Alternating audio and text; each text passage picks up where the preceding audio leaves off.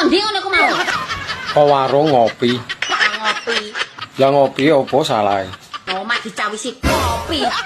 Lah nang omah lambemu metutut ae. Kok ngopi separan-paran. Pengen ngopi ning jaba. Emang beda rasane kopi ndok jaba karo omah. Kopimu rasane koyo uyuh jaran. Ini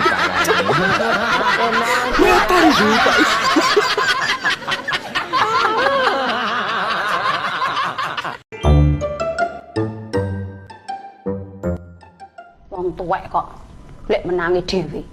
Nguneni mantu sak senenge. Kowe ngopo ibu demi milih dhewe? Sambet setan opo piye? Mbokmu kae lho. Nek nguneni aku sak senenge tok. Mosok aku delokke ngene iki. Aku ki lho, wong tuane mboke meteng tangan sasi. Nyusoni 2 tahun. 2 tahun jenenge nyeneni anak. Lah wong lagi nyusoni 2 tahun kok. Lah aku ki lho wis nyusoni 16 tahun. Si mbok kan nyusoni 2 tahun nenek rasane. Lah kowe 16 tahun sepo. Cangkemmu.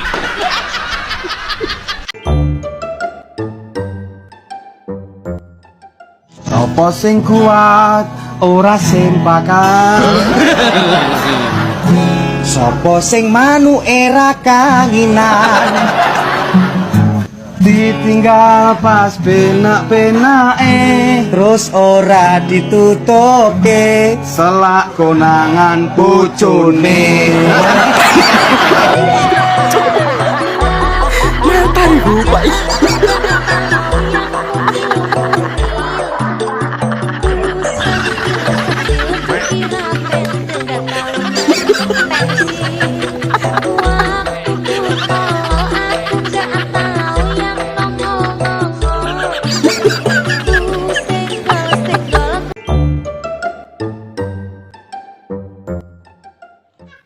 Aku ki seneng tenan lho di arah awakmu. Ora krungu suaramu setengah hari ngono ae. Awane kudu semaput. Apa aku kudu janji ben awakmu percaya. Gak usah kalian janji-janji, ora iso nepati. Mosok sih ora percaya. Tanpamu lho, rasanya kayak orang nganggo sempak. Gak nyaman belas. Gak usah ngeweki harapan. Nek isamu mek dolanan. Aku ki seneng tenan ora tak gawe dolanan. Dolanan tok cah TK ya iso ah. Gak usah ngenteni lulus apa meneh ngenteni bar sunat. Yo aja dipadake CTK.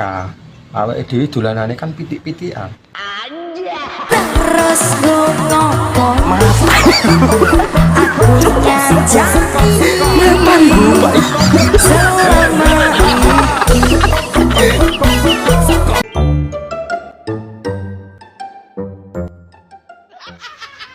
Iki konsepnya piye?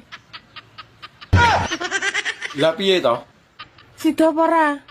Ora sida aku tak turu meneh. Yo sida. Wong kene kadung metenteng ya.